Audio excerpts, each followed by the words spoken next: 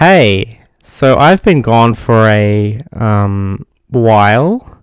This video was originally intended to come out April at the latest, but my personal life has been pretty horrible lately. My editing software also just stopped working around mid-April and I just couldn't do any editing for like a month at least. I've also just been having issues with my laptop, so I ended up buying a new computer. Hopefully with that, I'll be able to get back on track with posting new videos more often going forward. Anyway, that's enough rambling, onto the video. In today's video, I'm going to attempt to beat XCOM Enemy Within using only the support class in combat. I recently tried beating the game using only the assault class, and I recommend watching that video first, as I sort of explain how things work a bit more in that video. Plus, this video will spoil that one. But with all of that out of the way, let's get into the rules for this run. So the rules are pretty simple. I'll be playing on normal difficulty. I'm playing on Iron Man, so I cannot reload previous saves, and I'm only allowed to use the support class in combat. However, the starting mission is exempt from this rule, as we're forced to use only rookies in that mission. Now, we get off to an amazing start when my first support ends up being the soldier who got 3 kills in the starting mission, so that'll give him a bit of an XP boost. Now, at squaddy rank, supports get the smoke grenade ability. They can use this once per mission to throw down smoke in an area, and it grants a bonus 20 defense to any unit in the smoke, so equivalent to low cover. Anyway, I start researching weapon fragments, and then the first abduction mission hits, and I go after the engineer reward.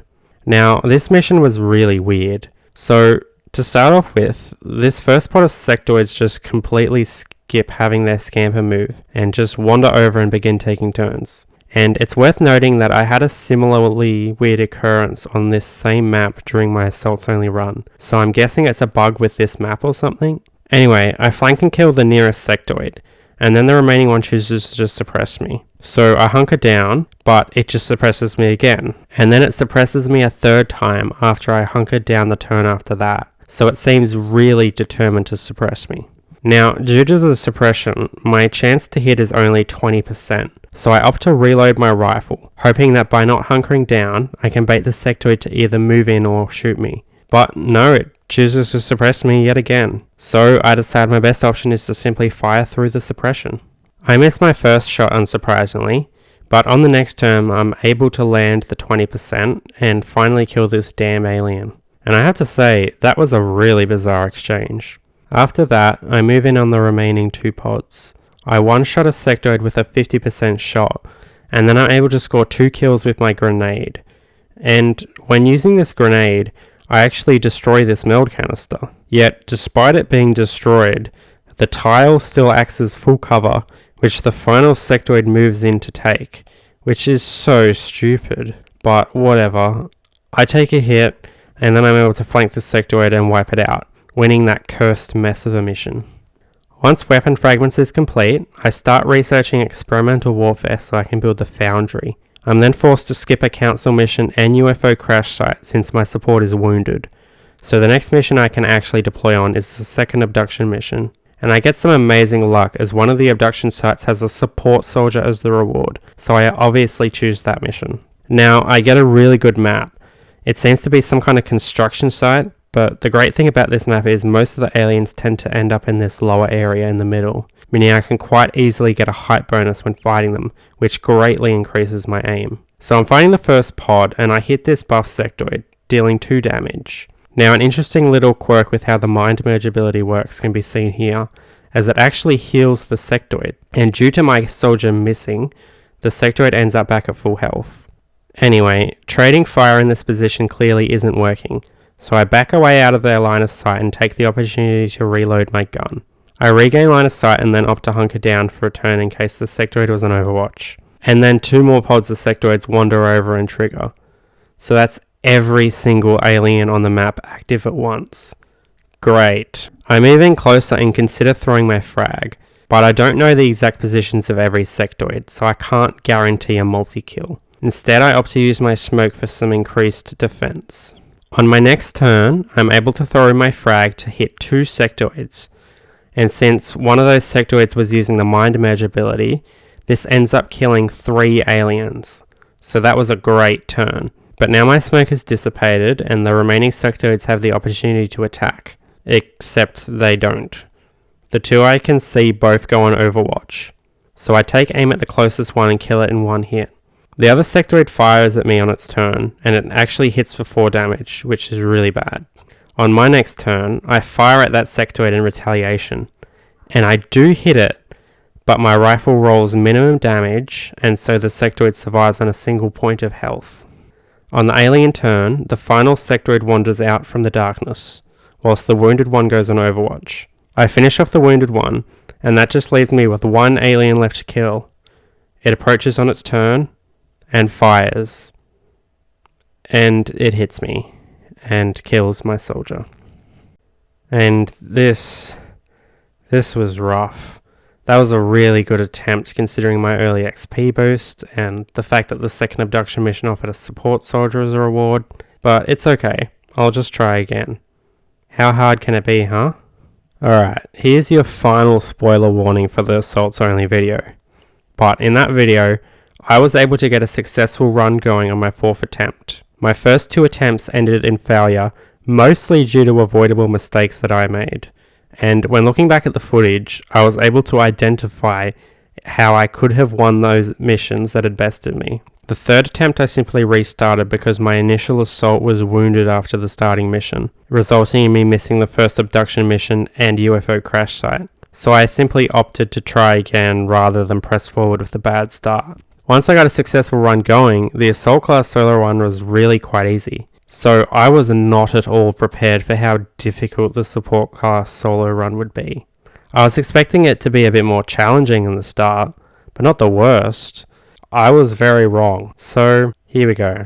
Enjoy this montage of me failing my attempts at this challenge.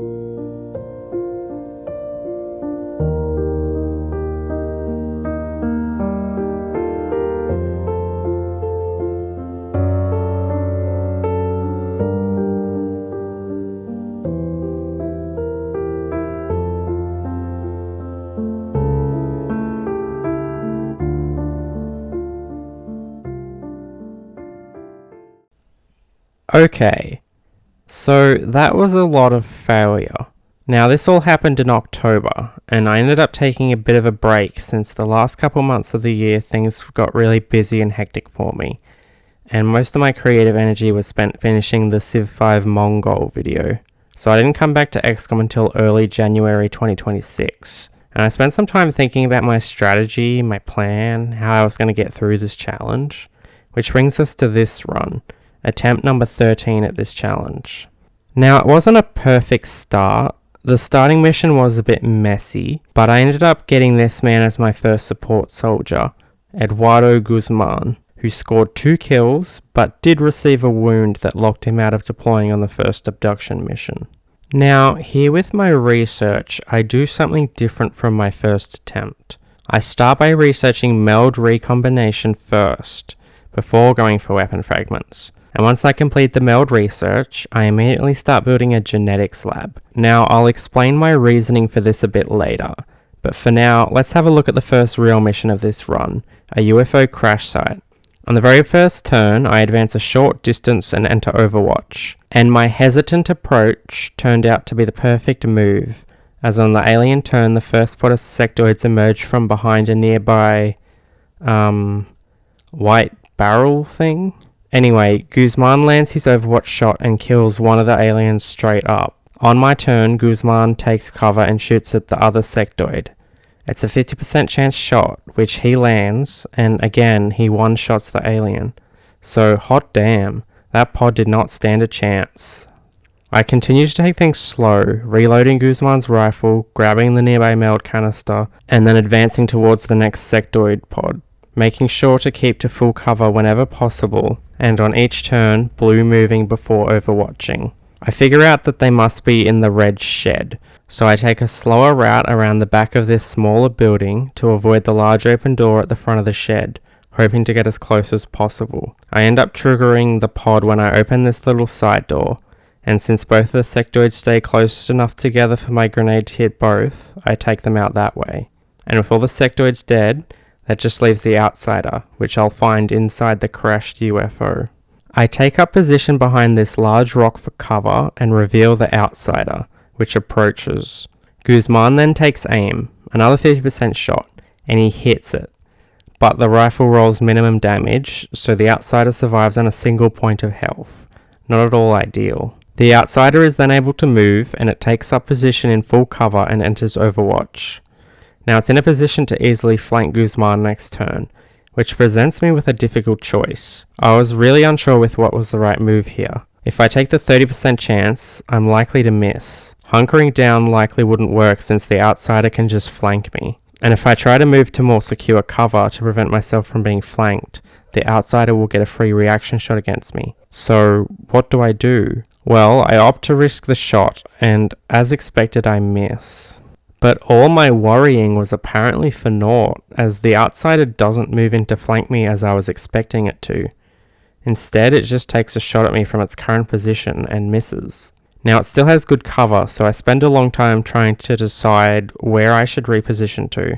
See, I was really panicking here because I'd already lost so many runs, and I could see this one coming to an end if I messed up.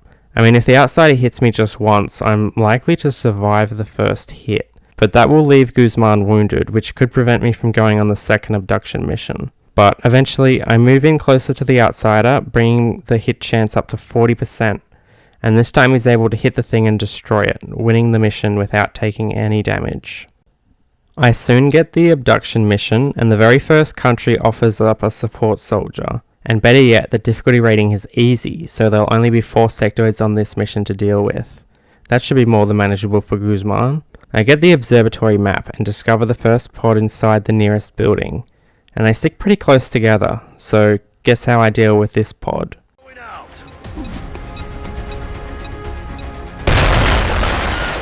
Awesome, 1 pod down, but my luck had to run out eventually, so the game throws me some bullshit and the last remaining pod triggers through this solid wall.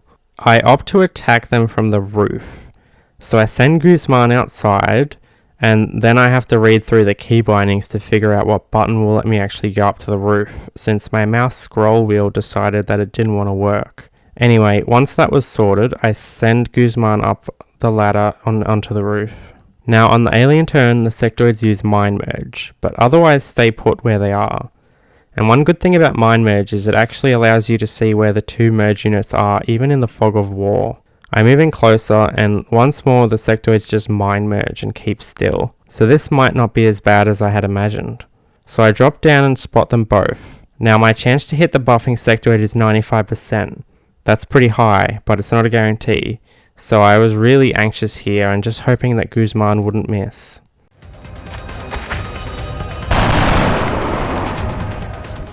Well, fuck. Guzman eats 4 damage from the first alien, but the second misses, and so he survives to his next turn. So I just dash him away to keep him out of their sight.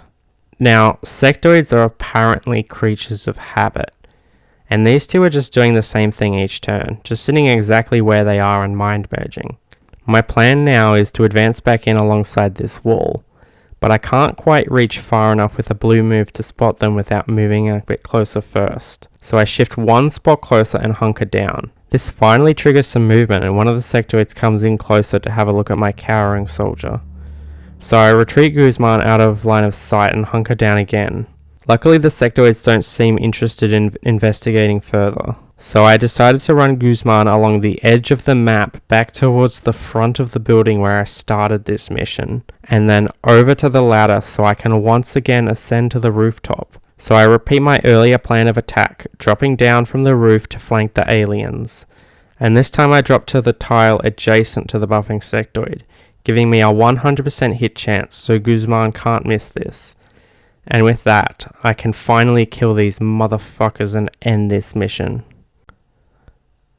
With that mission complete, Guzman earns a promotion to Corporal, and I now have a second support soldier, Carl Lang, who starts as a Sergeant. At Corporal rank, the options for abilities are Sprinter, which allows the soldier to move an additional 3 tiles, or Covering Fire, which allows the soldier's Overwatch shots to trigger against enemy attacks, not just movement. At Sergeant rank, the options are Field Medic, which allows equipped medikits 2 additional uses, or Smoke and Mirrors, which gives the soldier 2 additional smoke grenades per mission. I give Lang Field Medic and both soldiers Sprinter. And after that mission, I was grateful for a break from the tactical side of things. I do a bit of soldier customization and give the new soldier the nickname Hope, since his arrival gave me hope that this attempt would be different from all the other ones that had failed.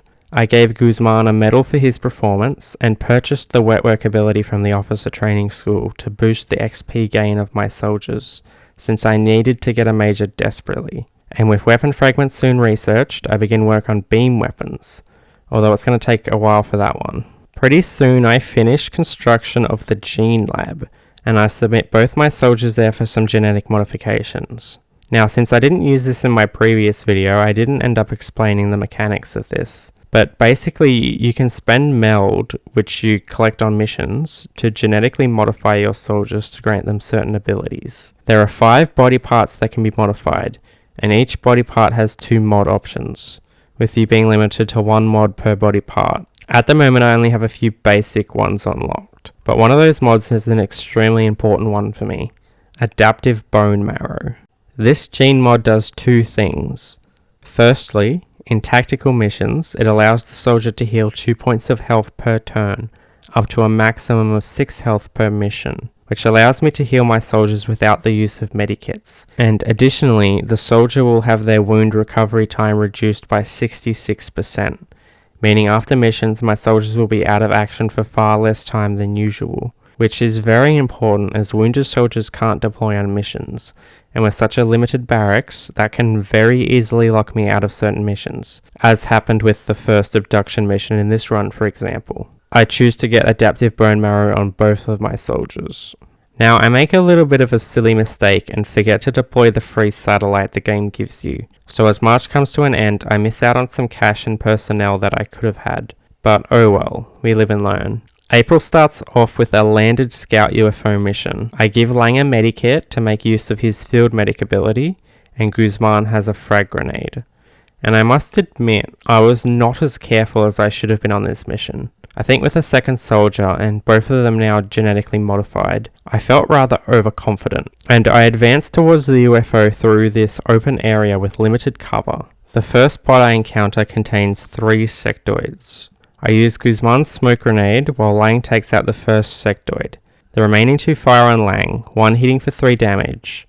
Now Guzman moves to full cover behind this tree and takes out another hostile. And here I stupidly decide to move Lang in closer to the remaining sectoid to flank it.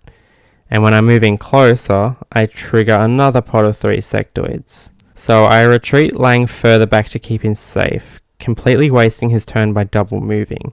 And I've made things worse for myself. I get pretty lucky here though. One sectoid uses Mind Merge, a second double moves, a third misses his shot at Guzman, and the fourth enters Overwatch. But then Guzman misses his shot, and although Lang hits his, he rolls minimum damage, so I still have the same number of enemies. So the aliens get another round of attacks. One hits Lang, dealing 4 damage and leaving him on 3 hit points. Now on my next turn, Guzman can use his frag to hit the 2 nearest sectoids. Now one of them is being buffed by Mind Merge, so that one will survive the explosion, but it will still seriously wound it and leave it without cover. Now rather than risk Lang's life advancing on the sectoids, I retreat him back and use one of his medikits to heal himself up. The sectoids then do something stupid. Rather than the one in the back using Mind Merge, you know, the one that I can't even see, one of the wounded sectoids right near me uses Mind Merge on the other wounded one. So Lang is able to move in and kill 2 sectoids with 1 stone, even though he rolls minimum damage on his rifle. The last sectoid then advances, but Guzman kills it on Overwatch. So after that whole debacle, I advance on the UFO. As we peek inside a tad, I uncover a pair of Seekers, and since I have 2 soldiers, these shouldn't be an issue. I simply position my soldiers near each other and have them enter Overwatch. As the first Seeker grabs Lang, Guzman lands his Overwatch shot to wound it, and then finishes it off on his next turn. And since the Seekers won't do their grab attacks on the same turn, I simply repeat the process for the second one. Lang's adaptive bone marrow then allows him to heal back up, and with the Seekers dealt with, my team can then move into the UFO and easily dispatch the lone outsider. Now, despite Lang only being wounded for 3 days, I get an abduction mission within that time. Now, the first spot of 2 floaters proves quite troublesome, though I eventually managed to beat them. But despite all my efforts, I reveal a pot of Seekers, and with only 1 soldier on this mission, that's an instant loss. So I just have to retreat Guzman to the evac zone. Guzman has now been promoted to Lieutenant, however. At this rank, the ability options are Revive, which allows medikits to be used to revive critically wounded soldiers with 33% health, instead of just stabilizing them, or Suppression, which is an ability that targets an enemy, giving them a big aim penalty and giving the soldier a free reaction shot if that enemy moves. For Guzman, I choose Revive to go with the Field Medic perk I gave him at Sergeant rank. I start building more facilities, including a workshop since I need engineers. I've now finished researching beam weapons, but I don't have enough engineers to be allowed to build laser rifles, or even laser pistols yet. But before I can complete the workshop, the first Terror mission triggers. Now, I will say that going into this mission, I knew I wasn't going to win. 2 supports with only assault rifles are just not strong enough to deal with the chrysalids. So I knew as soon as this mission popped up that I was losing a council member. But I still deployed on the mission because I need XP. I can't reliably get new supports until I get at least 1 soldier to major rank. So even if I can't win a mission, it's important that I deploy on it and try and get some experience for my soldiers. Now, my soldiers actually performed really well on this mission, landing hit after hit and getting good damage rolls. I killed 3 floaters pretty easily, only missing the last one because it somehow got itself stuck. And I even managed to kill the 2 initial chrysalids that spawn, which genuinely surprised me. But of course, before dying, they raised a couple zombies, and from one of them a new chrysalid hatches, which is able to land a massive hit on Guzman. So that's when I'm forced to abort the mission. Lang earns a promotion to Lieutenant, and I give him Revive as well. In some very fortunate timing, Guzman recovers from his wound just as a council mission pops up. Unfortunately, it's a bomb disposal mission, and the tight time limit proves too challenging for my squad of 2, so I have to abort the mission. I shoot down a large scout UFO, but since Guzman is wounded from the bomb disposal, I opt to skip it, and immediately the game gives me another mission instead, this time an abduction. Now my funds are tight, so I sell some alloys so I can afford a laser rifle, and then I deploy Lang on this mission site in Argentina, which has an easy difficulty rating. And this time the game doesn't spawn Seekers, so I'm able to beat the mission with ease. As May rolls around, I sell a bunch of stuff, and with my new cash, I'm able to start building a satellite uplink, as well as begin construction of 3 satellites. There's also a request from the United Kingdom for laser rifles, so I build a bunch to sell off to them for even more cash. But see, I didn't count how many allies I have, and once I've sold my laser rifles off to the UK, I end up only having enough allies left to build 1 more laser rifle for my team, so that's annoying. But the worst part is that I had enough allies to build 6 rifles, enough to fulfill the contract and have 2 left over for my soldiers. If I'd either A, held off from building 2 laser pistols first, or B, not sold those alloys before building my first rifle, then I would have had enough alloys. So yeah, I fucked up. I need to complete a UFO mission to get more alloys now. The next mission rolls around, an abduction mission, and no matter which side I choose, it's going to have a very difficult rating. So that means 4 pods of aliens with 10 aliens total. Now, in the last video, I did a very difficult abduction mission in May, and it went poorly, to say the least. so I'm hoping this won't be a repeat of that. So, here we go. Guzman has the laser rifle and grenade, and Lang has medikits. The first pod are 2 floaters, and, yeah, they never had a chance. I advance a bit further up and reach this lower section near a ladder. So I send Lang up and... oh. Fuck. Okay.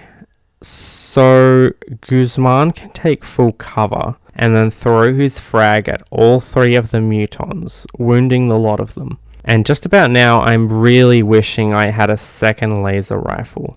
Or hell, I should have just given the laser rifle to the person who didn't have the grenade.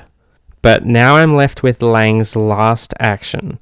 He's flanked and staring down 3 very angry mutons. So if I don't move him, he's likely to be killed. But if I do move him, I'll be foregoing an attack which may be crucial in beating this pod. So I'm really unsure of what to do right now. But ultimately, I decide to shoot at the nearest muton and simply hope I score a critical hit. Which, of course, I don't get. So, what's the alien turn look like? Well... Deckt die Flanken! Ja!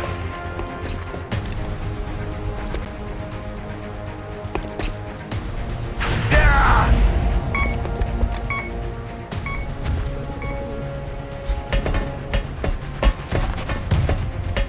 Watch the sides! Command Central, this is Big Sky. Emergency aboard. Squad is down. Repeat, squad is down. We're receiving, Big Sky. Status black confirmed. Return to base for debriefing.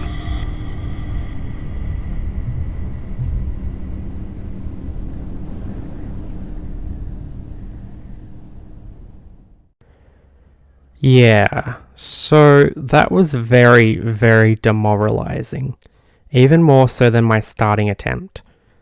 I decided to take another break from XCOM for a little while.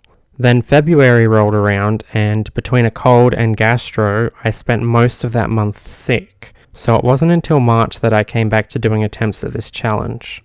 And when I did, I suffered through some more failures. So why exactly is this challenge so much more difficult than the previous? Well, the biggest reason I can point to, and the main issue that has caused me numerous restarts, is because of the primary weapon of the support class, the assault rifle. See, assault rifles have a damage range from 2 to 4, which is 1 point lower than the shotguns I had access to in my last run. And this has dramatic ramifications. I mean, there's been a few times I've mentioned this happening in the video already, but if I get the minimum damage roll of 2, that can be very problematic, because the earliest threats I have to deal with, sectoids and outsiders, have 3 health. So if I have a shotgun, things are simple. I either hit the alien and it dies, or I miss and it survives. But with a rifle, not only do I need to land the shot, which, because this is XCOM, often I won't, but then even after landing the shot, there's an additional layer of RNG going into the damage roll. This screwed me over numerous times. Take this example from attempt 6. I have 2 sectoids flanked, one of which is merged with the other, so I aim at the buffer and hit. But since I roll minimum damage and don't score a crit, both sectoids survive and proceed to kill my soldier, ending that attempt. Here's another example on attempt 14. I move right next to the outsider to get a 100% chance shot on it. But even with a guaranteed hit, because I roll minimum damage, it survives and kills my soldier. And this is something I can't really work around. Until I can unlock laser rifles, I'm stuck with these shitty weapons that cause me nothing but headaches. I mean, flanking increases crit chance, which can minimize the risk, but as you just saw, a flanking shot isn't a guaranteed crit. The other problem with supports is their abilities. At squaddy rank, they get a smoke grenade, which has limited use in the early game when I only have a single soldier. It can be useful as an alternative to hunkering down where I can still see what the aliens are doing, but even then its use is pretty limited, and other early game abilities aren't that much better.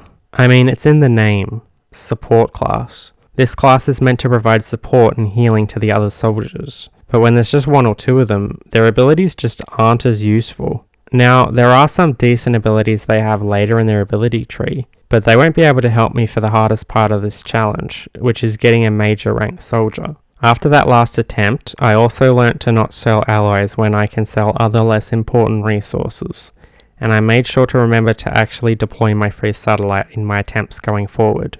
Now let's talk about attempt 17. The starting mission didn't go amazingly, and rather than spreading out the kills, this one soldier named Jia Li Zhang ended up getting 3. But in some amazing luck, she was promoted to my starting support, so I got a bit of an XP boost to start this run off. Now, my planned research order was meld recombination for a gene lab first, then weapon fragments, followed by experimental warfare for the foundry, so I could unlock tactical rigging, and then beam weapons to upgrade to laser rifles. So I need to go after the scientist reward from the first abduction mission to boost my research, and successfully complete the first UFO mission, since you need to get alloys from the ship to research beam weapons.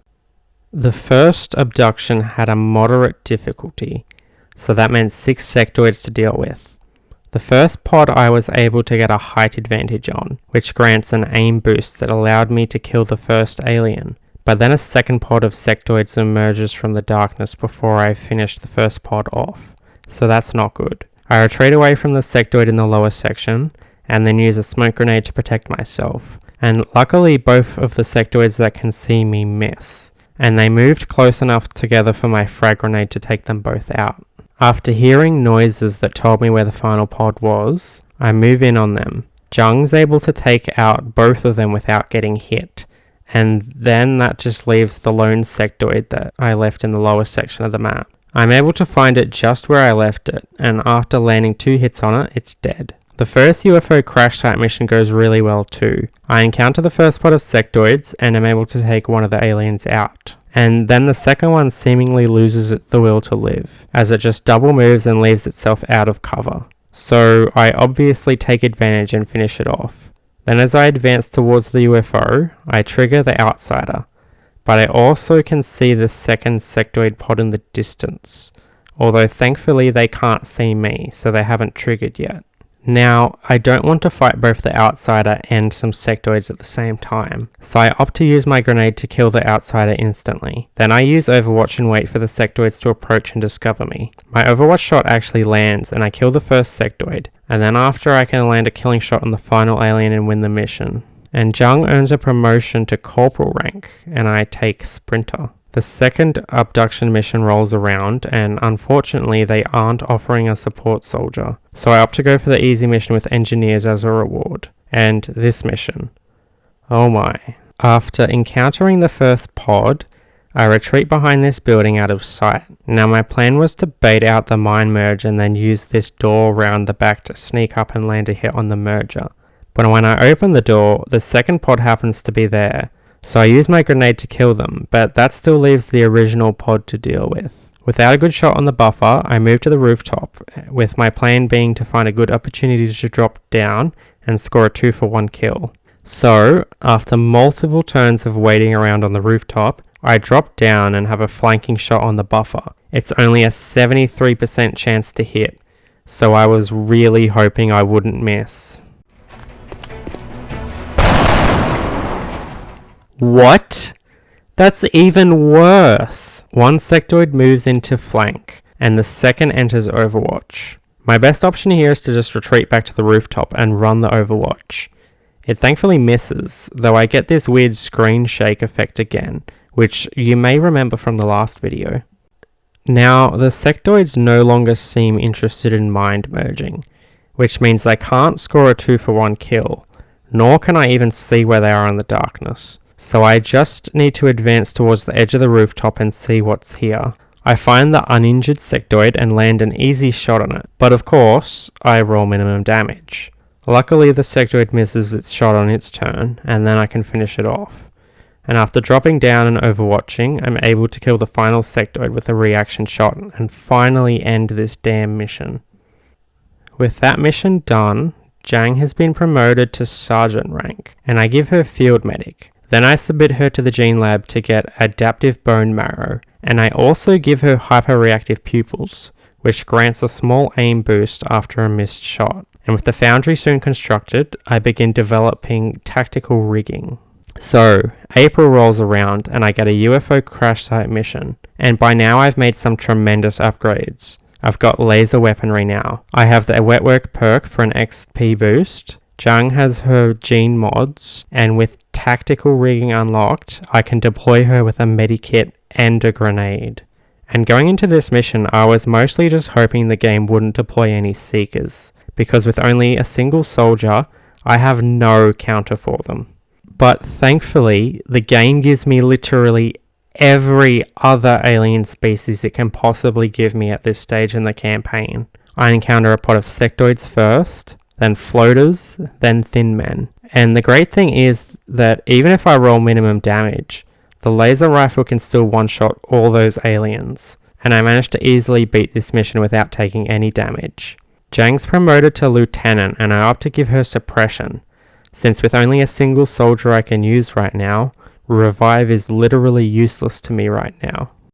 After this mission, I can sell some artifacts to start building a couple satellites, and with an uplink facility already under construction, I should be set to deploy some satellites before the end of the month. The next deployment was an easy abduction mission, and I actually had a pretty big scare here. I encounter a pod of 2 floaters and miss my first shot at them, so they both survive to their turn. One of them launches itself to a position where it's flanking me, whilst the other begins to suppress me. And this was a really bad position to be in. My grenade can't one-shot floaters, so I opted to move to a position to flank one of the floaters, and of course, moving grants the suppressing floater a free shot on me, which lands, dealing 6 damage. I have a guaranteed one-shot on the flanked floater, so I take it out, and then I just have to hope the other floater doesn't hit me. But it thankfully retreats, and between adaptive bone marrow and a medikit, Jang can heal back up to full health.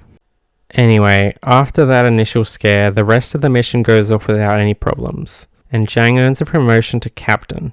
At captain rank, both of the ability options buff smoke grenades. The options are dense smoke, which increases the size of the smoke, and increases the defense boost from 20 to 40, so equivalent to full cover. Or combat drugs, which grants units inside the smoke bonus will and crit chance.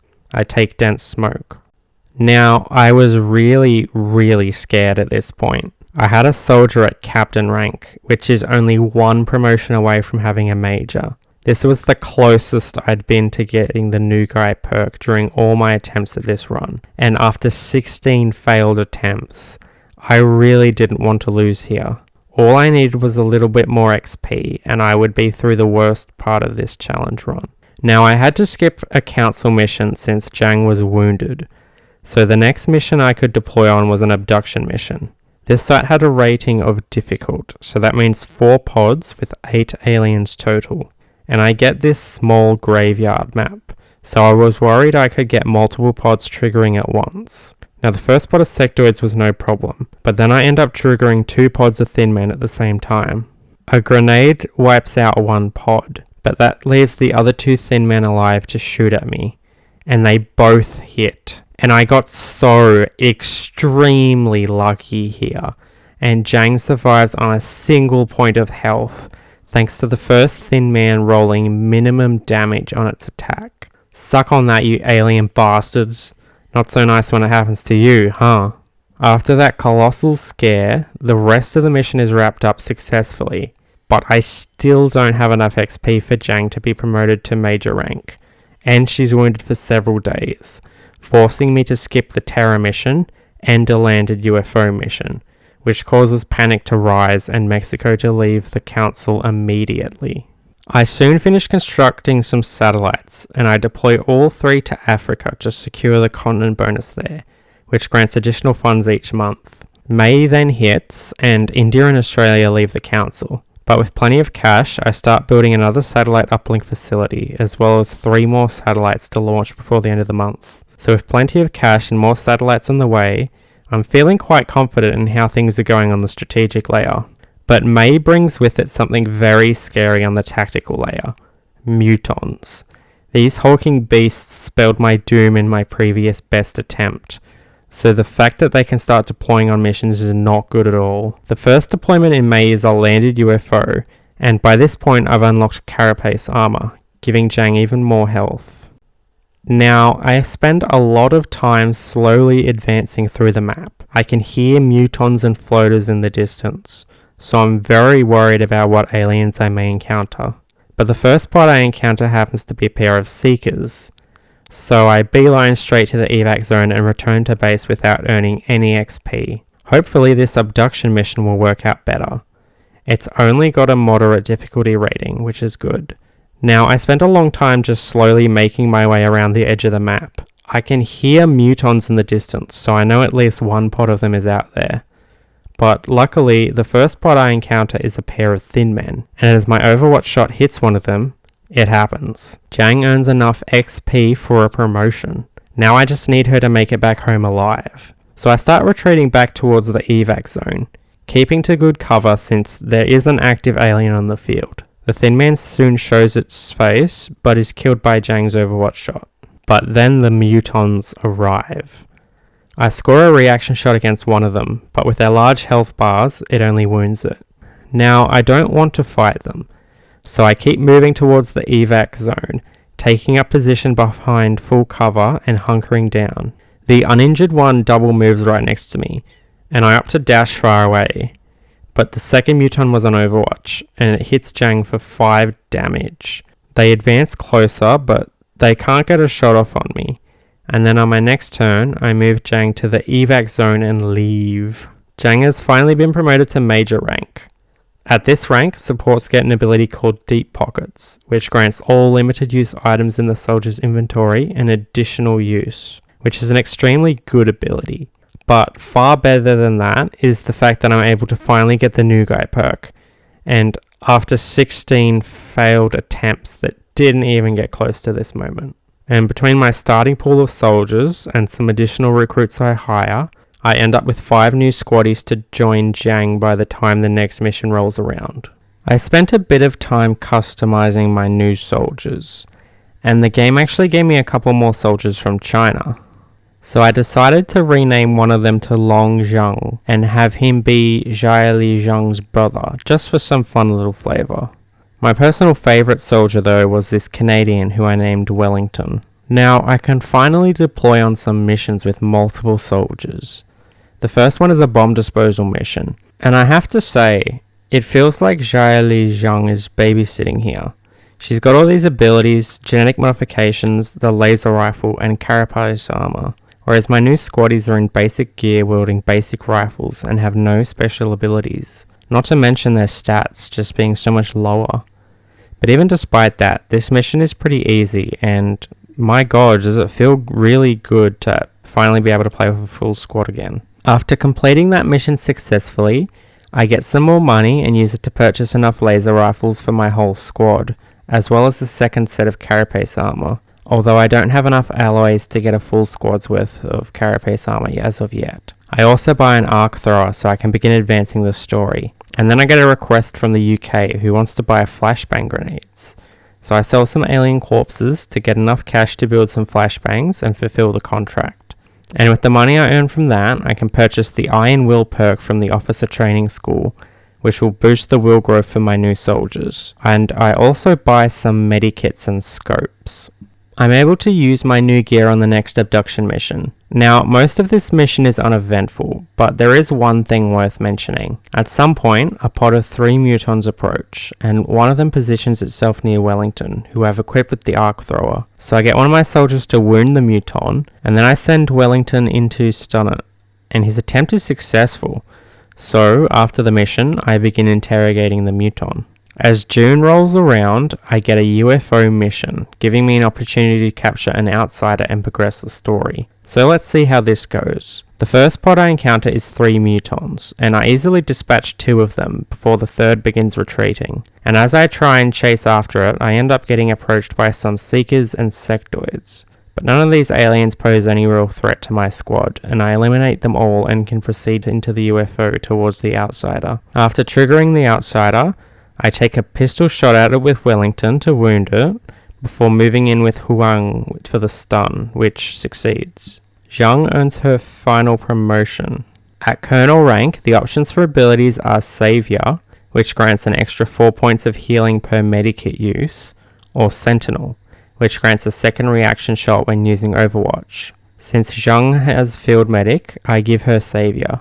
With the resources from that UFO, I'm able to buy enough armor for a full squad, and I also get some laser pistols as well. I also grab the last remaining OTS perks and start developing improved medikits in the foundry. I hire another set of recruits and end up getting 2 additional supports, Quinn and Martini, bringing my total barracks to 8 soldiers. And by now, my soldiers are starting to rank up and earn promotions. Now, my plan with promotions here is that I've picked out 2 of my new soldiers, Huang and Zhang, as my medics, and I've given them Sprinter, Field Medic, and Revive. But outside of these designated medics, the rest of my soldiers will avoid these medic abilities, instead taking Smoke and Mirrors and Suppression. So I have Wellington, Singh, Sumad, and Quinn to fill that role. Martini, on the other hand, is the soldier I plan to have as my dedicated covert operative for hunting Exalt. I get a terror mission, and going into this I was a bit scared since I was expecting to encounter multiple chrysalid pods and cyber discs, as is usually the case for the June terror mission. But as I deploy on it, the first pod is a pair of floaters. That's not too bad. And then the second pod is 2 floaters as well. Okay. So, an interesting thing happened here. See, the first terror mission in each campaign has a very specific setup, with 3 pods of aliens total, 2 floater pods, and 1 chrysalid pod. And apparently, this happens to the first terror mission you actually deploy on, not just the first terror mission the game gives you. See, the first terror mission in April I had to skip due to Zhang being wounded. So this is the first terror mission I've deployed on in this campaign. So yeah, I was scared going into this, but as soon as I realized this fact, I knew the mission would be a cakewalk. And I have to say, this is an interesting bit of information. I didn't realize the game worked this way, so I've learnt something new. And by this stage, I am skipping over a lot of missions in this video. Since I have a full squad now, missions have become so much easier that with many of these missions, I just have nothing interesting to talk about. Plus, if I talked about every single mission, this video would be much longer than it already is, and it's already pretty damn long. So, I'm going to skip ahead a bit to when I assault the alien base, and I've got a pretty decent team for this one. I have both Zhang's and Huang, my 3 medics. And then I've also got Quinn, Singh, and Wellington, who I've outfitted with scopes. And most of my soldiers are now lieutenants or captains too. Wellington here is special, as I've outfitted him with a skeleton suit. This piece of armor provides a little less health compared to carapace armor, but the wearer also benefits from a defense bonus, extra mobility, and more importantly, a grapple that allows the unit to move up to higher ground. I've also decided to make Wellington my dedicated arc thrower user, since he did a great job of that with the first mutant I captured. And to help him with that, I gave him Sprinter, despite giving the rest of my non-medic supports covering fire instead. Anyway, the mission starts out pretty well, with me encountering easy foes like thin men and floaters. Then a pair of chrysalids, which went down pretty easily too.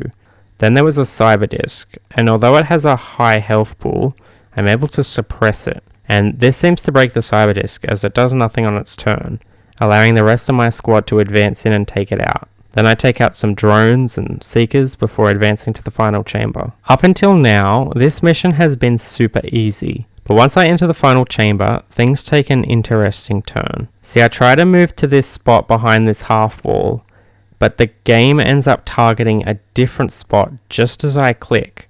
And so Jia Li runs out into this terrible position out of cover and triggering 2 mutons. So I move Wellington in to drop a smoke on Jia Li's position to protect her. And since Wellington has dense smoke, this is the equivalent of putting her in full cover. Long Zhang then advances and wounds one of the mutons, but my other 3 soldiers are too far away to get a shot on the mutons. So I just move them in closer and drop a smoke grenade on Wellington and Long Zhang. On the alien turn, my smoke protects me from the muton that shoots at me, but a second pod of mutons and a pod of chrysalids advance towards me.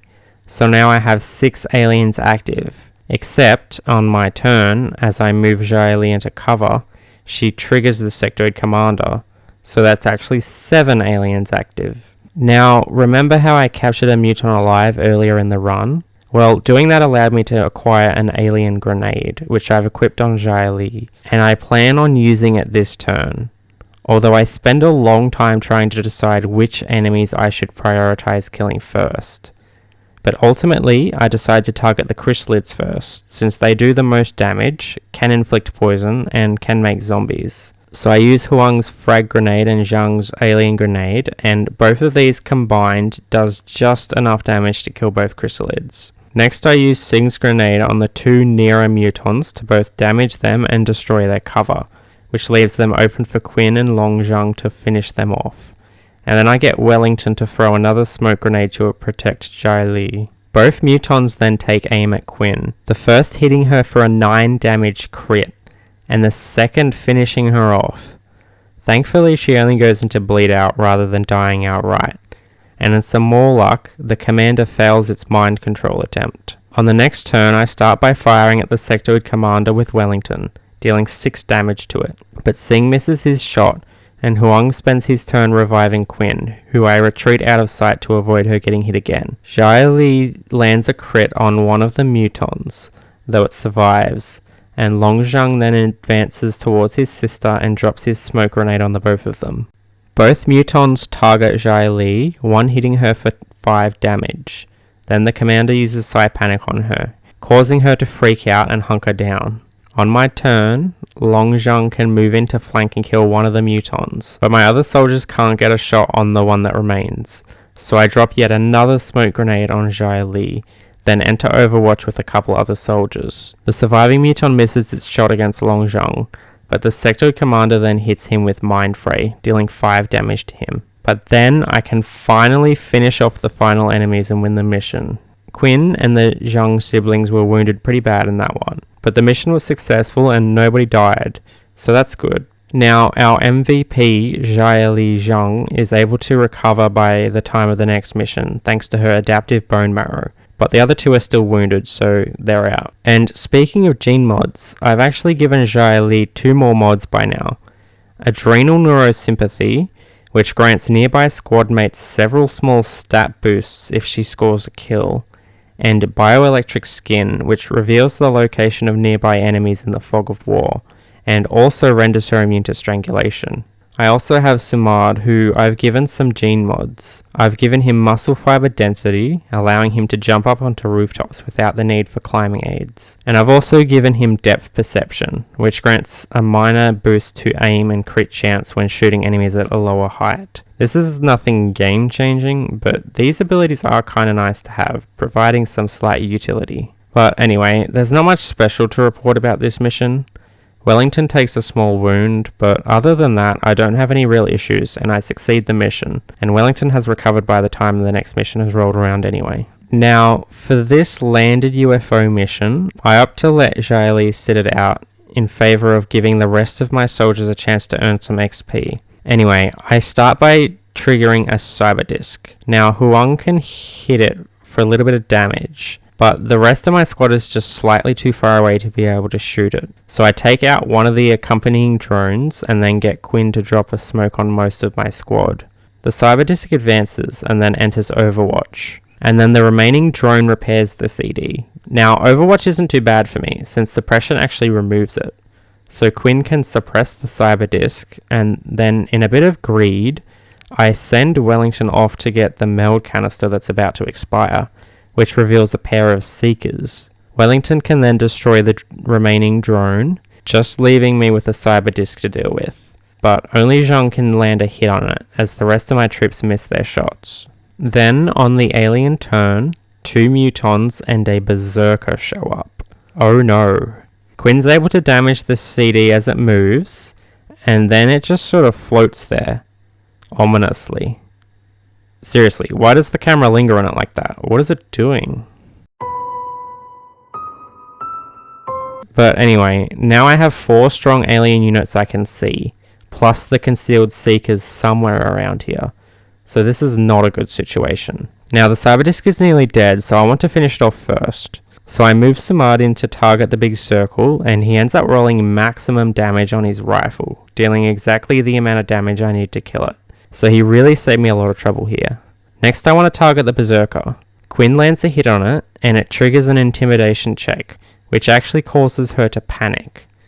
Now panic is bad as it causes the panicked unit to act of their own volition, and then you can't use them until they stop panicking, which is usually after 2 turns or so. In this case, Quinn just retreats like 1 tile away. Zhang hits the Berserker again, but Huang misses, and then with Sing, I drop a smoke grenade to protect them from the mutons. Now, Wellington, on the other hand, is somewhat separated from the rest of my squad, and I've moved him up to full cover, and I opt to drop one of his smokes right on his position to protect him. But this turned out to be a big mistake. See, I miscalculated how far the Berserker could move, and it just runs right up to Wellington and smacks him in the face, dealing 8 damage, and leaving him on only 3 hit points. One Muton then fires at him, though thankfully misses, but then one of the Seekers unveils and begins to strangle him, dealing 2 points of damage instantly, so Wellington is now on a single point of health, whilst being strangled by a Seeker, and a Berserker is standing right next to him. And much like Quinn, I was panicking here. I didn't want to lose Wellington. It ended up being one of my favourite soldiers in this run so far, and he had proven himself to be a good soldier. So I desperately had everyone moving in to shoot at the Seeker. But see, the smoke Wellington dropped here was actually benefiting the Seeker, so the hit chance was too low and all 4 of my attacks miss. And so there was nothing I could do but watch as that Seeker choked the life out of Wellington. And oh man, this was upsetting. I was devastated to see Wellington die, and it was largely my fault. I'd moved him in greedily to grab Meld, and then made really poor decisions with leaving him close to the Berserker. But all I can really do is keep going forward. On my turn, I evaluate my current position, which is really, really bad. 4 of my soldiers are out of ammo, so the only guy who can actually shoot his rifle this turn is Sing. I do at least have control of Quinn now, since she stopped panicking.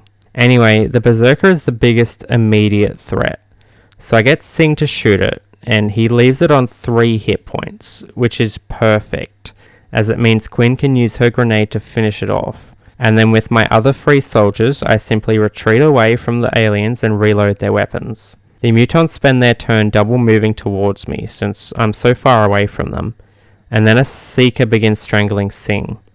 Huang can kill the Seeker to save Sing, and then he and Quinn just reload their guns, leaving me with just Zhang and Sumad to deal with the mutons. And thankfully, together they're able to kill one of the aliens off.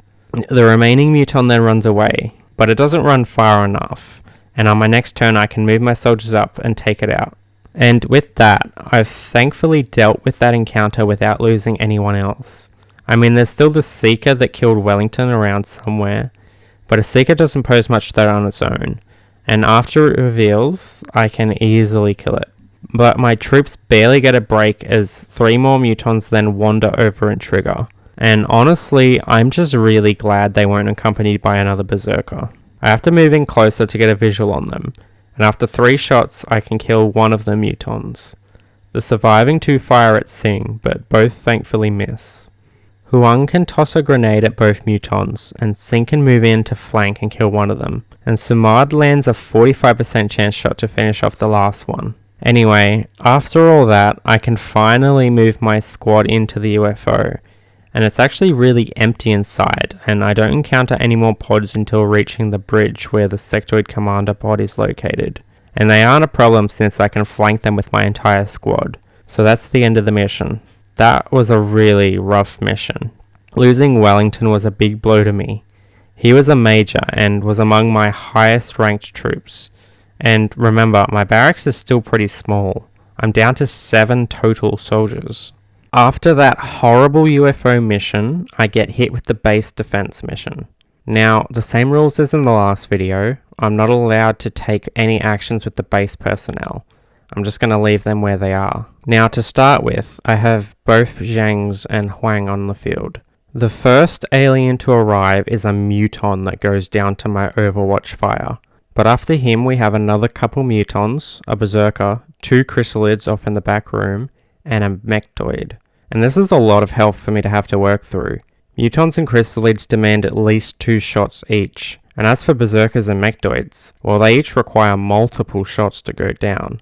So that's not good. But luckily I get my first reinforcement of the mission in the form of Sing.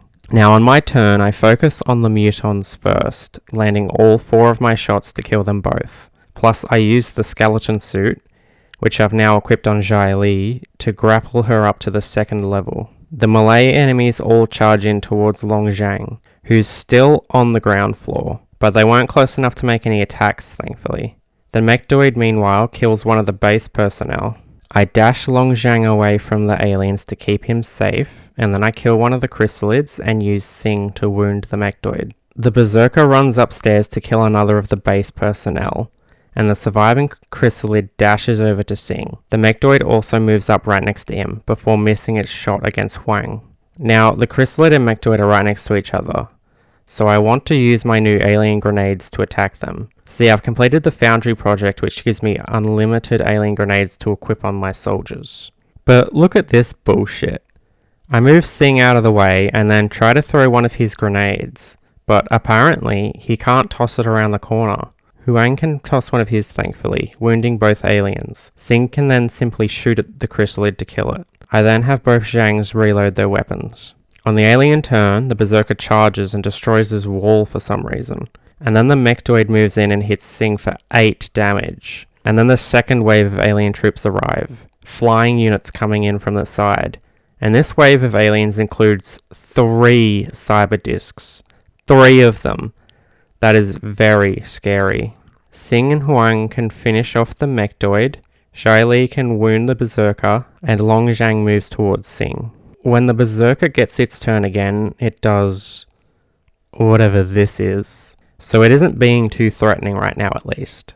But then 2 of the cyber discs emerge from the darkness. But I can't do much about them right now. Sing and Huang both need to reload, and then Long Zhang uses a medikit to heal Sing. So that just leaves Zhai Li, and I opt to have her drop her smoke to protect herself. She's the closest to the aliens, so they're most likely to target her. Because of the smoke, the cyber discs ignore her, instead moving in closer, and one takes a shot at another soldier but misses, whilst the second enters Overwatch. The berserker also begins moving in towards my soldiers. In good news, I get Quinn as a reinforcement, bringing my unit count up to 5. I get her to move in and suppress one of the cyber discs to remove its Overwatch. And then I decide I need to eliminate the berserker. So I use one of Sing's grenades, which he can actually throw now, and damage the berserker with it. This causes the berserker to move in closer so I can take a shot at it with Long Zhang. And then I use Huang's grenade to guarantee the kill on it. And finally, with Zhai Li, I drop down and retreat away from the multiple cyber discs. On the alien turn, I'm informed that another wave of aliens is nearly upon me. And whilst the camera is over here showing me this, one cyber disc actually hits Quinn for 9 damage, and then a second follows up with another 9 damage hit, killing her just like that. And then the third wave of aliens drop down. There's one chrysalid that scares me, but the rest of this wave are sectoids, which aren't very threatening by this stage in the game. However, they have dropped down behind my troops, pinning my squad between them and the 3 cyber discs, who have yet to damage, by the way. So let's change that. I start by firing at the 2 open cyber discs and scoring a crit on one of them, which is good. See, they're actually harder to crit when in disc form, so firing at them when they're open is good. And with Long Zhang and Sing, I can fire at one of the wounded discs and finish it off. So I've managed to kill one of them, thankfully. The second wounded disc takes great offense to Sing killing one of its kind, and so it fires at him and hits for 8 damage. And then the other cyber disc moves in to finish him off. So that's a second soldier killed by those damn discs. And I'm now down to 3 active soldiers. And you can see here the base personnel have all panicked as a result of the deaths happening, which has caused them to move. Now, this is out of my control, so I don't see it as a rule violation. A seeker unveils and grabs one of the base personnel, which is honestly really good. I'd much rather it does that than target one of my supports. The Chrysalid then drops down right next to Xylee, and her brother then takes a small hit from a sectoid. On my next turn, I move Xylee upstairs and manage to throw one of her grenades to kill 2 drones and damage the wounded Cyberdisc. I then get Huang to fire at the open Cyberdisc, which in hindsight was a bad decision, since I should have targeted the wounded one to hopefully finish it off. Long Zhang then misses his shot on the Chrysalid. The wounded Cyberdisc flies up and lands a 7 damage shot on Xylee, and then the Chrysalid jumps up beside her and kills her. Yeah, just kills the MVP of this run. That's yet another death on this mission, and she was my only colonel too. On my turn, Long Zhang can finish off one Cyberdisc, and Huang can wound the other. And that's it. That's my entire turn, since I'm down to 2 soldiers. Thankfully, the aliens don't do much on their turn aside from running around. But I did get a bit of a shock when I saw the reanimated corpse of Xylee drop down by her brother. And honestly, how horrible would that be to see? Fuck. I get my final reinforcement, Sumad, who immediately moves in to kill the final Cyberdisc. I then move in with Zhang, and after trying to find a good spot to throw his grenade, I end up wasting it on just one sectoid, so that sucks. I was trying to hit the Seeker as well, but it wasn't flashing red to show it would be hit even when it was in the grenade radius, so I don't know what was happening there. I would have rather used his gun, but he's out of ammo and needs to reload. Huang can then kill the Seeker. On the alien turn, not too much happens, save for the Chrysalid whacking Zhang for 5 damage, though his medikit prevents him from being poisoned. The game sends in the 4th wave of aliens, 3 mechtoids and a sectoid commander, as well as some more basic sectoids to accompany them. So yeah, that's really bad.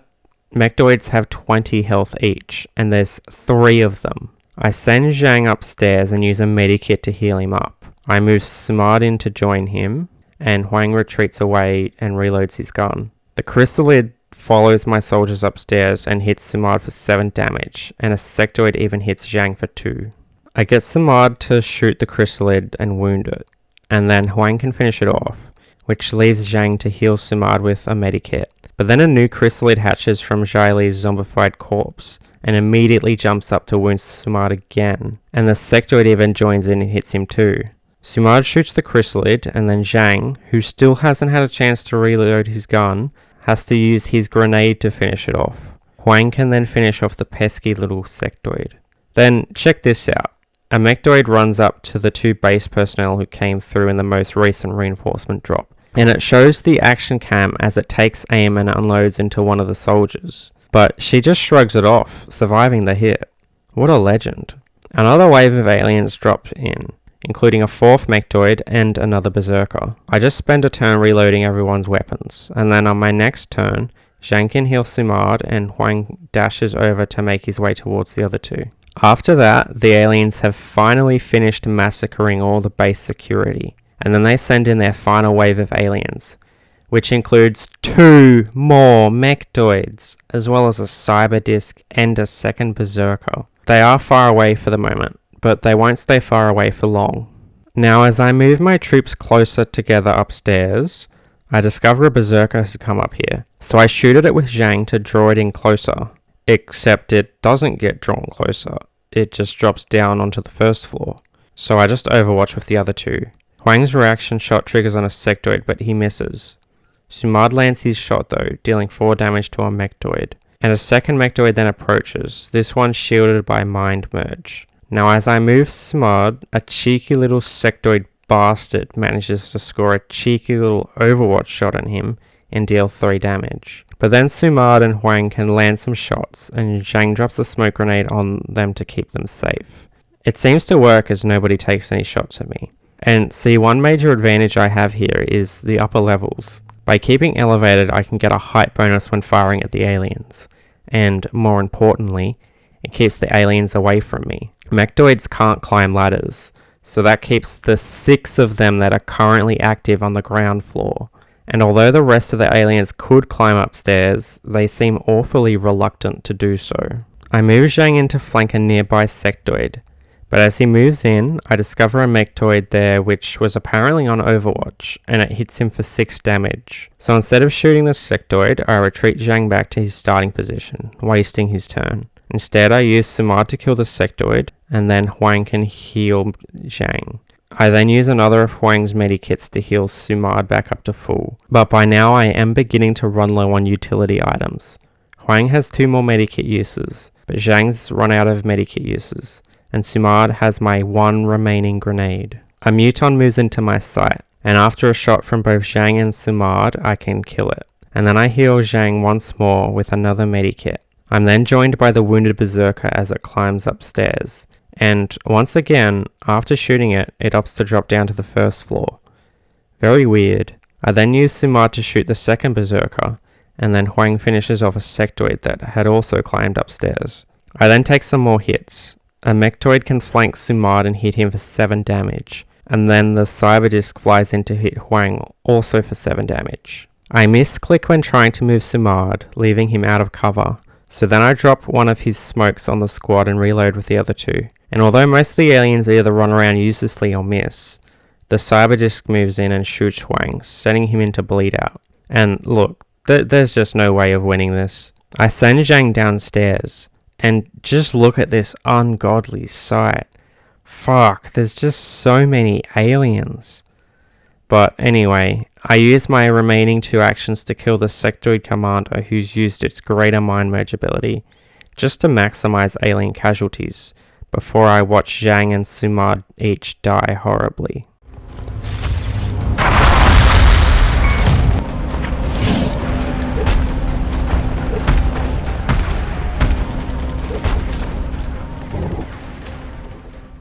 So, yeah, I lost this mission. So what does that mean?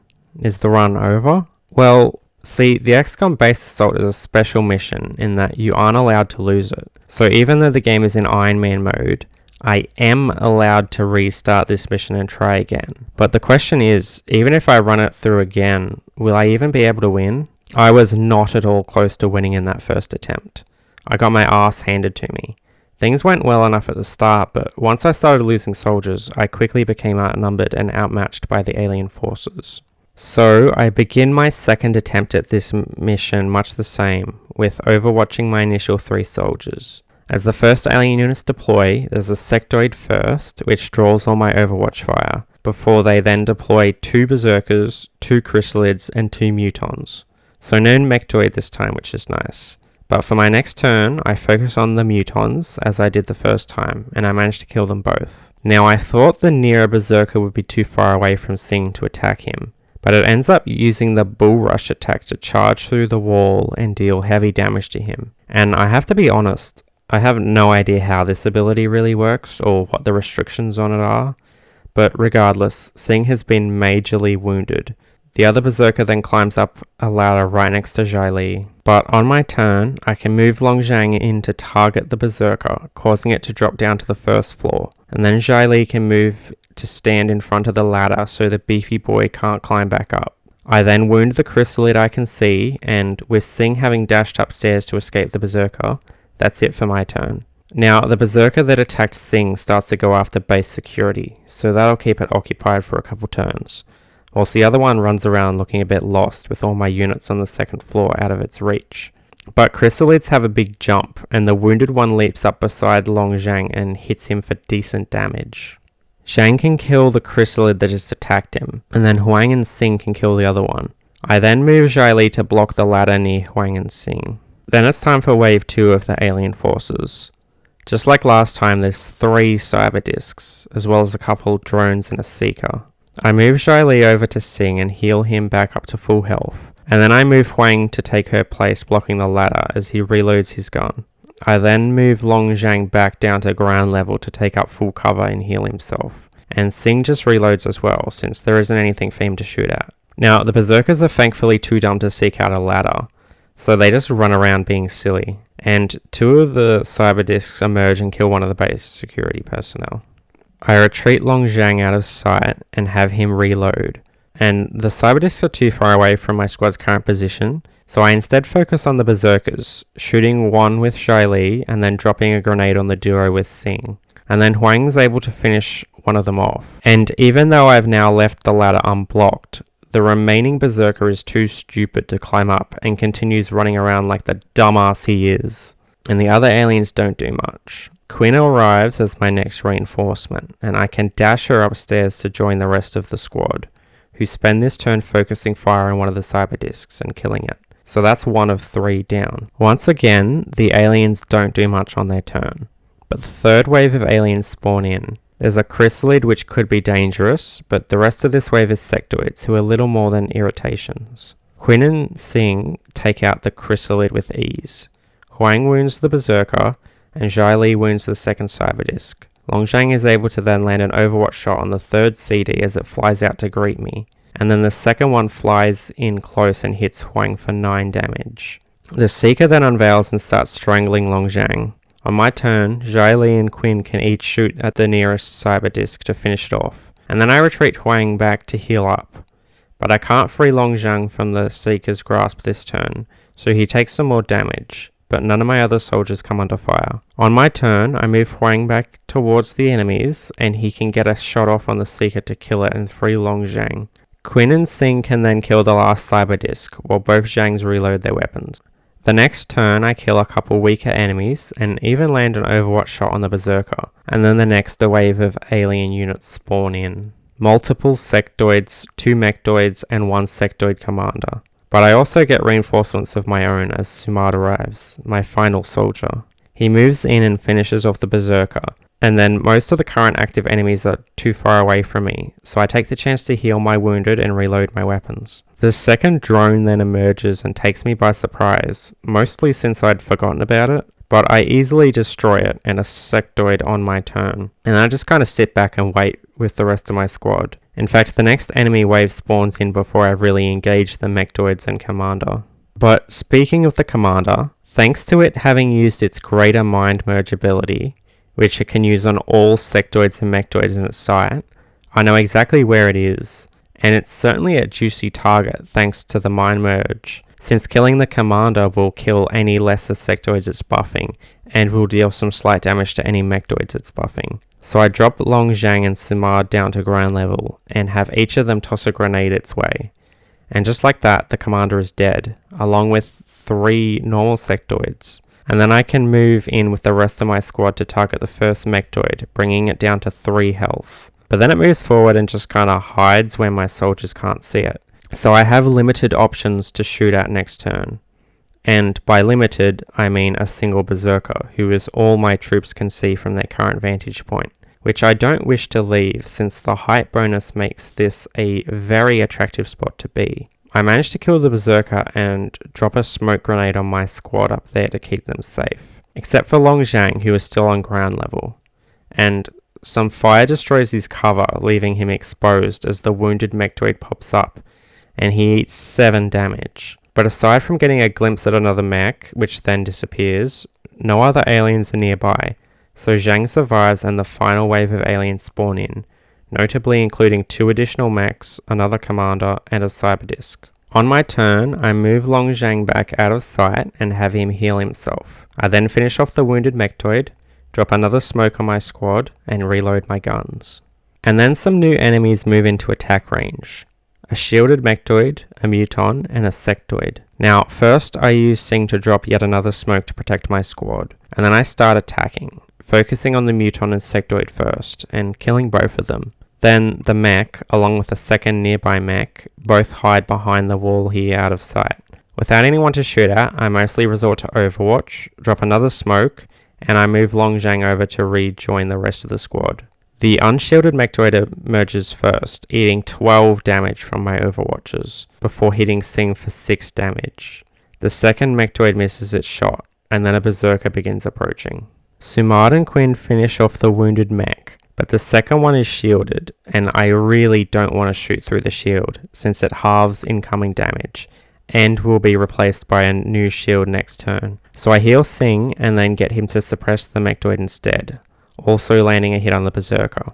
The mechtoid fires at Singh, hitting him for 8 damage and ending the suppression. Then it takes 8 to hit him again, and I panicked for a brief moment, before I saw the mechtoid missing its shot. Another 2 mechtoids then advanced towards me, positioning themselves close together. So after dropping Xylee's smoke, I then have 4 of my soldiers toss grenades at the 2 mechdoids, killing them both. The cyber disc approaches, landing a 9 damage hit on Quinn, but the mechdoid is just running around below me, so doesn't take any shots at me. I drop Long Zhang's smoke on the rest of the squad, and I've actually given both him and Huang the combat drugs ability, which makes their smoke increase will and crit chance. But even with a 75% chance to crit from Sumard, he only deals normal damage, and the cyber disc closes back up. But then Quinn, with only a 10% chance to crit, manages to score a crit on the cyber disc, so go figure. After that, Huang easily finishes the cyber disc off. The mechdoid discovers the base security personnel and begins targeting them. Meanwhile, the Berserker is running around in circles,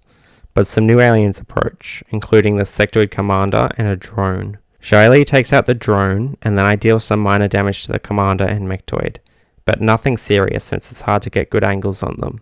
The mechdoid hits both of the base personnel here, but each of them survive with a single point of health, which I just found kind of amusing that it rolled what I must assume is the minimum damage possible for the mechdoid. The commander then moves in, but goes down to my overwatch shots. On my next turn, I heal both Quinn and Sing, and I can kill a sectoid. Then on the alien turn, the mechdoid finally finishes off the remaining base personnel.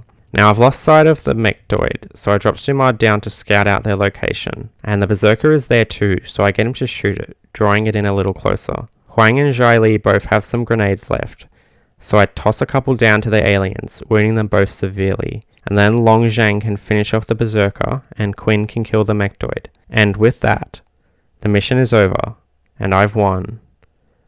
Wow, what a mission. All my soldiers ended up surviving this time, but 4 of them are wounded and won't be available for the upcoming Exalt mission. Following this mission, I receive the final medal, which I give to Xylee Zhang, who still remains as my only colonel. So yeah, my first attempt at the base defense did give me quite the scare, but thankfully after running it through again, things turned out much better. But that said, it was a very scary mission, and it's told me that I really need to upgrade my weaponry to plasma tier, as my laser rifles just aren't cutting it against the high health pools I'm having to deal with.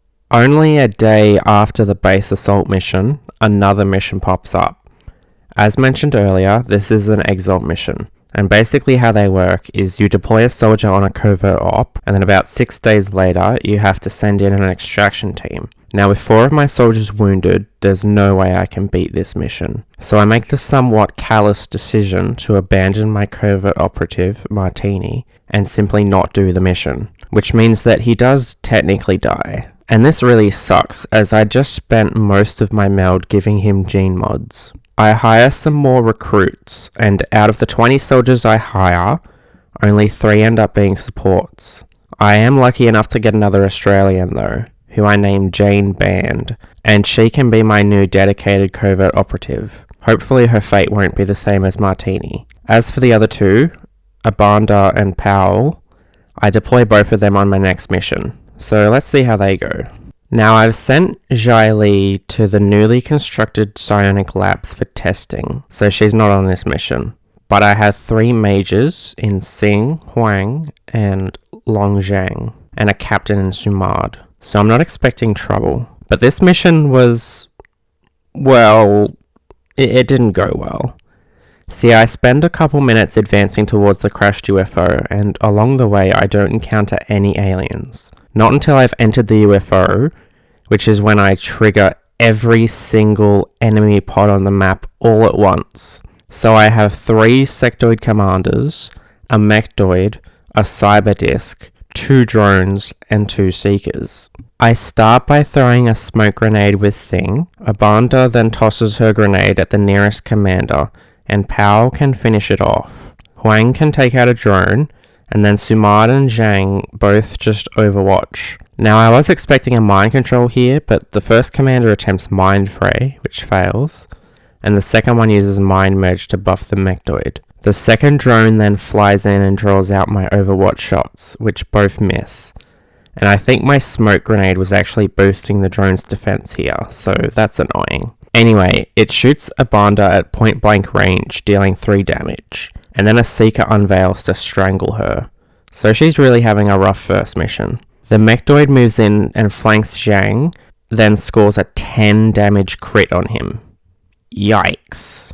So I have a Mechdoid, drone, and a Seeker all sitting in the smoke I've dropped, and Sing has dense smoke, so this is a pretty rough aim penalty I'm dealing with here. I've fucked up by dropping it there. And at this stage, I contemplate dropping a grenade on the 3 aliens in the smoke. The problem is, it seems the only way I can hit the Seeker is if I also hit a Banda, which, I mean, makes a lot of sense. But even so, I do consider this move, callous though it may be. Although I really don't want to damage through the Mechdoid's shield and would much rather deal with the commander buffing it first. So I move Huang to a position with better cover, where I can also flank the commander that's outside. And Huang does really well, scoring a crit for 9 damage. But none of my other soldiers can really get close enough to get a good shot on it. So I use Sing to suppress the Mechdoid, move Zhang to better cover and have him heal, and then with Sumad I attempt a shot at the Seeker to free a Banda, but he misses due to the low hit chance. Powell has even worse odds, so I simply enter Overwatch with him. As the alien turn begins, the smoke finally dissipates, which is good. The drone shoots at Sing, but fortunately misses. It wouldn't have done much damage, but it would have freed the mech from suppression, which would have been bad. Thanks to the suppression though, the Mechdoid misses both its shots. The Sectoid commander outside then uses mind control on Huang, whilst the one indoors actually shoots at Powell with its pistol, though it does miss. So honestly, not a bad alien turn. I'm not sure what the cyber disc is doing. I'm just glad it's not here right now. I move Zhang in close enough to toss a grenade at the wounded Sectoid commander, killing it. This not only frees Huang from mind control, but also removes the Mechdoid's shield. I then take out the Seeker and drone, and a Banda is freed, so I hunker her down. But on the alien turn, well...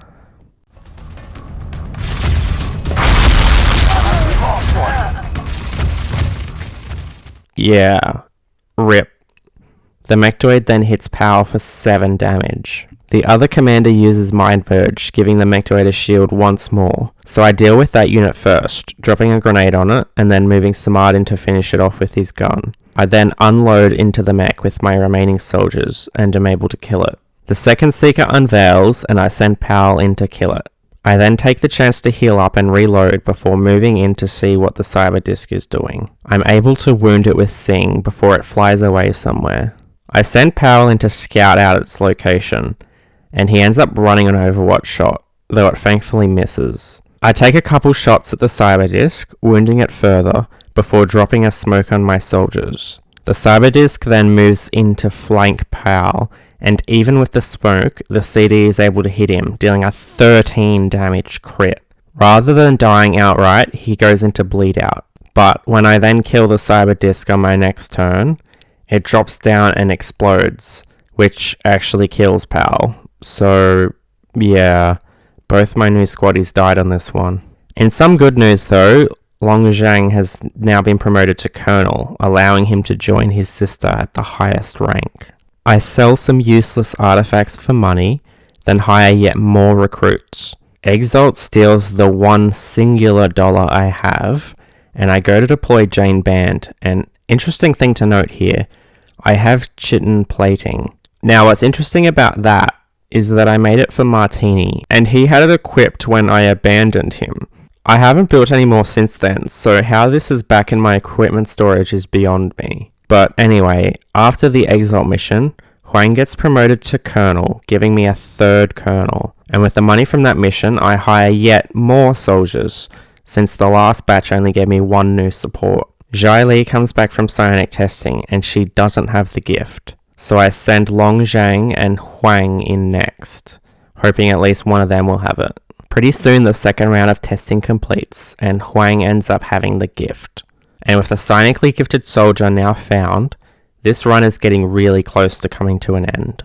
The next step for me now is shooting down the Overseer UFO, and with my first batch of Firestorms now deployed, I'll hopefully get that opportunity soon.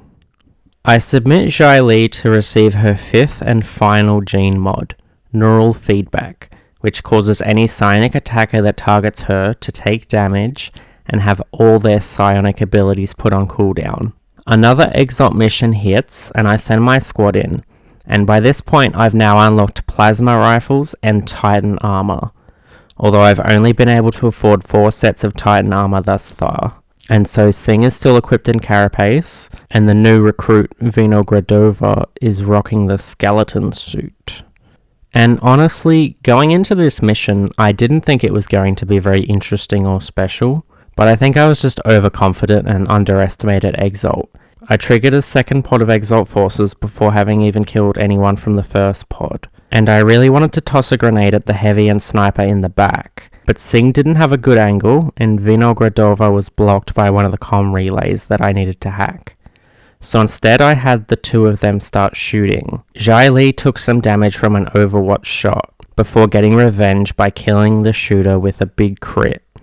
Sumard wounds another operative, and then I try and finish it off with Huang's new psionic attack, Mindfray. He isn't able to damage them though, so Quinn has to move in and shoot at the wounded operative to finish him off. So this left 4 Exalt soldiers alive and active. Now the medic at least just heals himself, as they often like to do when damaged. But then the heavy fires his rocket at Singh and Vinogradova. Singh then takes a hit from the operative, which leaves him on 1 hit point, and then the sniper finishes him off. He thankfully only goes into bleed out, but that was a real shock for me. Now Vinogradova can grapple up to the nearby rooftop, giving her the perfect vantage point to kill the sniper from. And then I spend quite a bit of time trying to decide what I want to do with the rest of my squad, since they're a bit further away from the active enemies, and good cover is limited. But I eventually decide to take out the operative first, tossing one of Quinn's grenades to wound him and destroy his cover, then following up with a shot from Huang. This just leaves Zhang to make her attack, and I target the heavy. I get really lucky and score a crit for 8 damage. Her crit chance was only 15%, so that's pretty good. I move Sumard closer through the building, and my covert operative is nearly ready to join the rest of the squad too. But first, Exalt gets another turn. Both of them take aim at Vinogradova, and though the heavy misses, the medic doesn't, and she also goes into bleed out.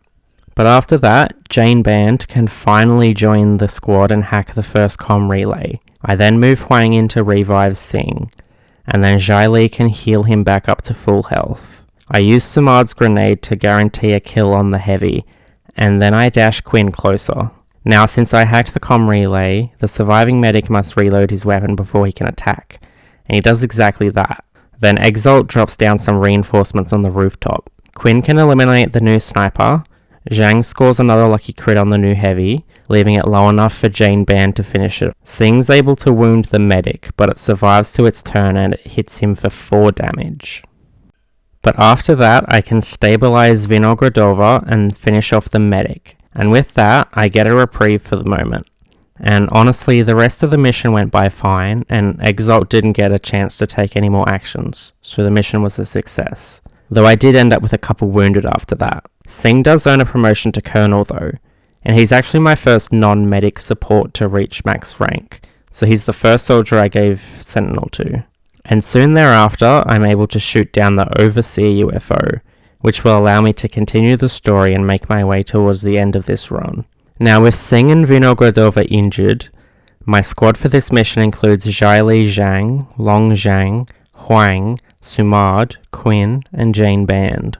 And I now have enough Titan armor for everyone to wear, so that's good. The first pod I encounter is the Sectopod one. Both drones go down to Overwatch, but with the Sectopod far away, I'm forced to move in closer to try and gain line of sight on it. But it moves in closer on its next turn, allowing me to gain line of sight with most of my squad. On my turn, I start by using suppression with Sumard, and then I just start unloading into it, also making sure to drop a smoke to protect some of my soldiers. And luckily on its turn, it fails to hit any of my soldiers.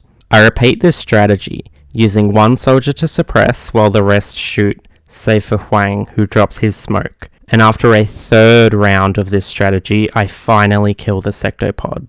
Everyone is either out of ammo or just about to be, so I spend a turn just reloading all my weapons before proceeding forward towards the next pod, who I have managed to get a cheeky little glimpse at. It's a pair of Muton elites, and as I move in, they both take cover behind the same tree, so I drop a grenade on them to wound them and destroy their cover. After that, they're easy pickings. And the heavy floater pod proves no threat either. So let's just skip to the final pod. I trigger the final pod, then move in and easily dispatch both the Muton elites, as well as severely wounding the Ethereal. It survives to its turn with 4 health, but luckily it only goes for a mind control on its turn, which deals no damage to me. So Jane Band can move in to finish the Ethereal off, winning me the mission.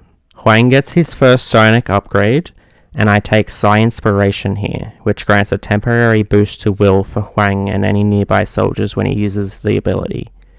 The other option was Psi Panic, which I think is more trouble than it's worth. I make a final trip to the Foundry, beginning the ammo conservation and scope upgrade projects. And then I just have some final research and construction to do before I can unlock the final mission of the game. Before that, I do get another Terra mission, which isn't really worth showing, but I do get the final psionic upgrade for Huang. The options are Mind Control and Telekinetic Field, and I take Telekinetic Field. Now it's basically like a large smoke grenade deployed in a radius around the unit, but it not only boosts defense, but also will. And I don't normally take this ability, but I would consider using mind-controlled aliens to be a violation of the rules of this run, since I'm only meant to be using support soldiers. Hence why I don't take mind control here. Exalt continues to cause issues for me, but at this point, with the final mission so close, I decide to ignore Exalt. It'll still be multiple Exalt missions before I can get enough intel to find their base, so I'm just not gonna bother. So I ignore Exalt activity and UFO missions, just focusing on speeding through towards the end of the game. And pretty soon, I built Psi Armor for Huang and the Gollop Chamber.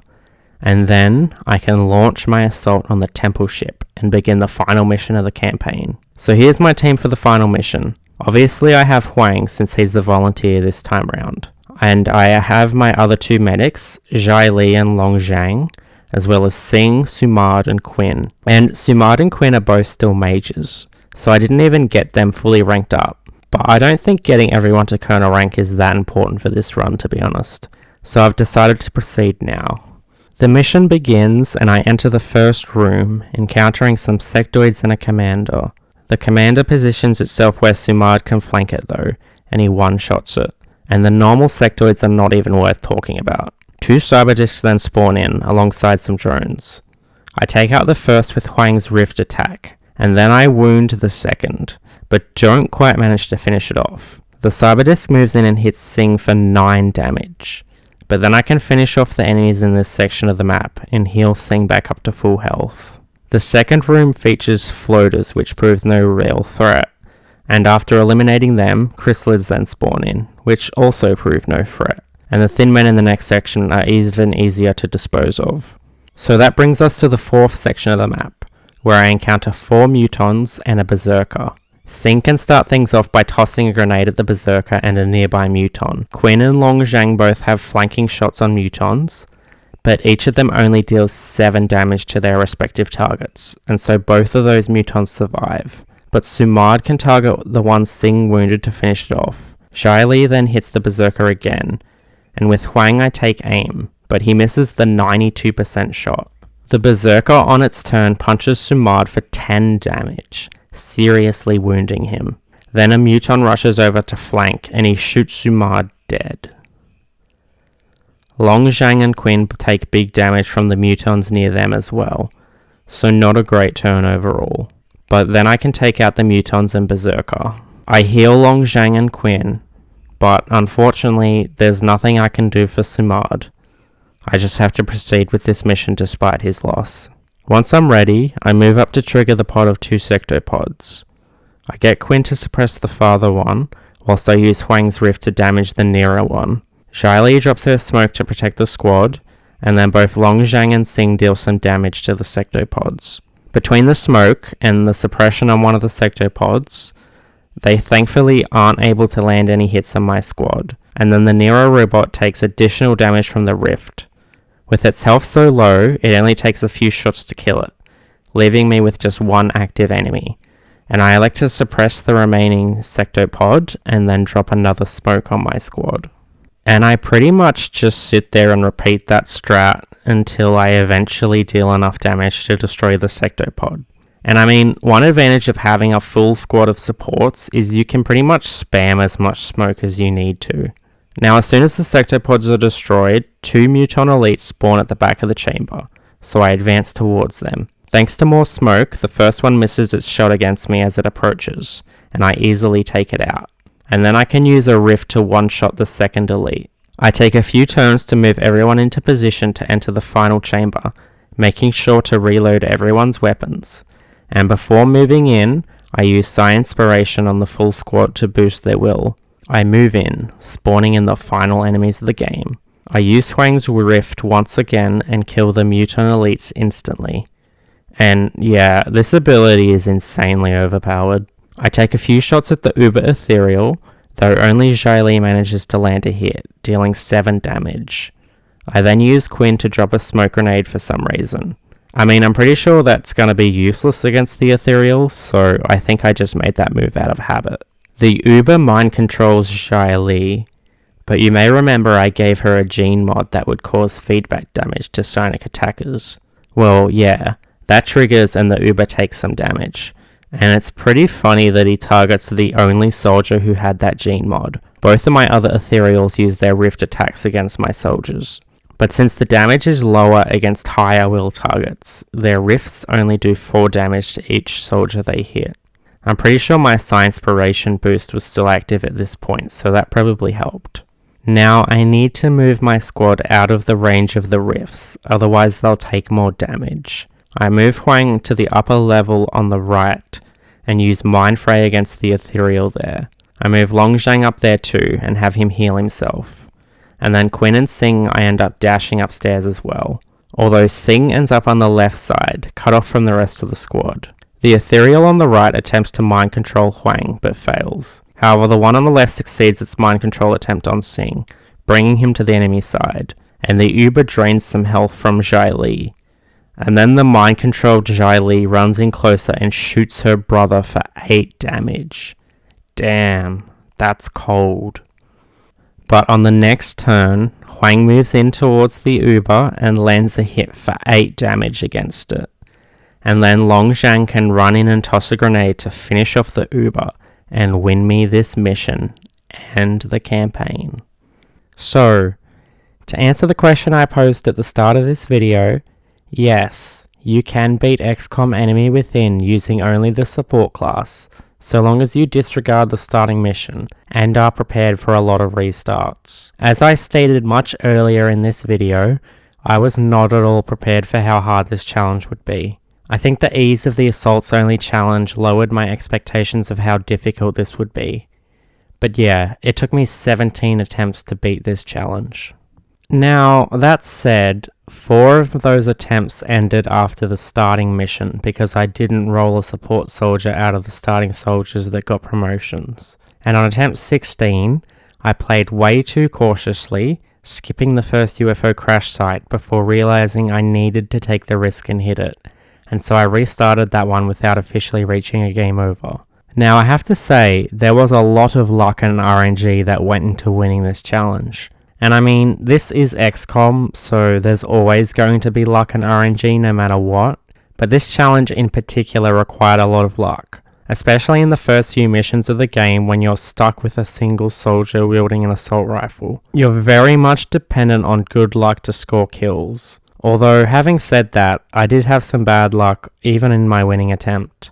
The first abduction and UFO crash site both went off without any real issues, but the second abduction mission featured some minimum damage rolls that put me in a precarious position. Once you get the laser rifle, minimum damage rolls aren't as big of an issue. The laser rifle does 4 to 6 damage, and thus its minimum damage roll can still one-shot sectoids, even while mind merged, floaters, thin men, and outsiders. Now, looking at the support class overall, unlike the assaults who excelled at killing units and taking multiple shots per turn, the supports were much more focused on playing defensively and keeping themselves alive. Squaddies start with a smoke grenade, and I did say their use in the early game was quite limited, but they are admittedly quite useful once you have a full squad of supports. especially once you start getting captains and can upgrade your smoke grenades. Smoke and mirrors combined with dense smoke allowed me to basically spam smoke grenades in the late game, and this was actually quite helpful in some circumstances, notably the base defense mission and when fighting sectopods. Although I will say, combat drugs didn't seem very useful at all. I think I would have preferred to just have dense smoke on every soldier. Speaking of underwhelming abilities, covering fire, unlocked at corporal rank, never once triggered throughout my entire run.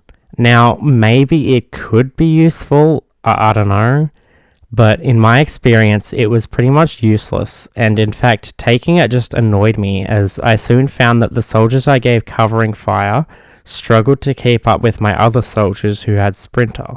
And honestly, Sprinter was actually a really decent ability. Not game changing, but extra movement is certainly helpful. I think if I did this run again, I'd give all of my soldiers Sprinter. Field Medic, Revive, and Savior were all decent abilities, and I think having at least a couple medics on each mission was good for healing up wounded soldiers, which was especially important for this run where my squad struggled with killing off pods quickly sometimes. I think having a few dedicated medics and then giving the rest of my soldiers the other abilities was the right choice. Suppression was really helpful. Unlocked at lieutenant rank, I had suppression on most of my soldiers, and this was quite helpful for a couple of main reasons.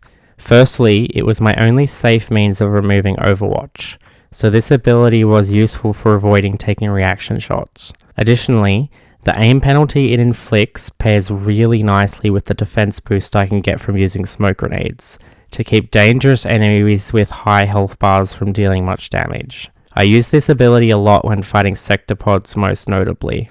At major rank, soldiers get the Deep Pockets perk, and this ability was really good.